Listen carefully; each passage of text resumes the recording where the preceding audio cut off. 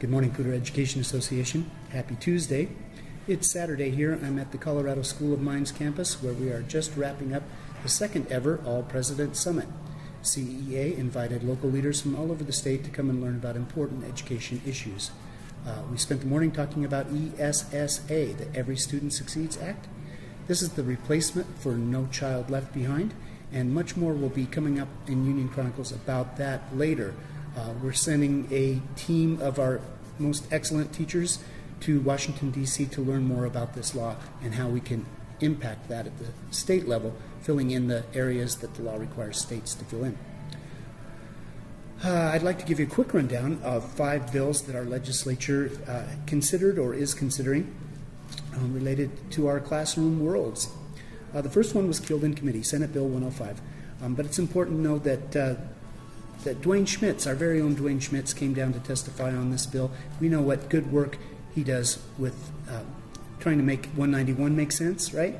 So this bill would have changed the 50% growth score part of our evaluation to anything between 0 and 20%, depending on what the district chose. But that one was killed in committee. The second one was also killed in committee, but it's important because of who brought this bill. This bill would have allowed nationally board-certified teachers to only have to be evaluated once every 3 years instead of every year. It was brought by our own Representative Jenny Arndt from the west side of Fort Collins, a good friend of public education. Thank you, Jenny, and we hope that that bill makes it through next year. 3 bills that are still alive that are very important. House Bill 1016 would set up a grant fund to fund the kinds of things that Cooter School District does with our Summer Institute.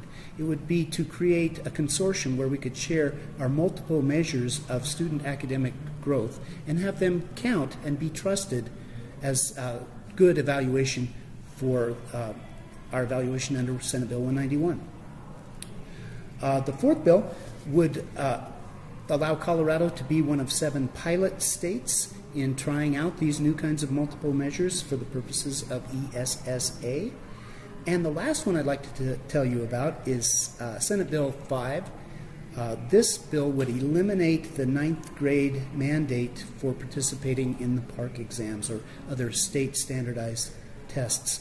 Our very own Christopher O'Grady from Rocky Mountain High School will have a quote in an upcoming CEA journal related to this desire to get down to the federal minimums when it comes to standardized testing. I don't have anything about funding for you yet. The next forecast, economic forecast, comes out in March when we're on spring break, and a later Union Chronicle will talk about the chances of getting a little bit of money out of the state legislature for funding our classrooms next year. Things are kind of bleak right now, but we'll see what happens after that forecast. All right, that's all I have for you today. Sorry it was a long one, but lots of important information. We'll talk to you soon. Bye-bye.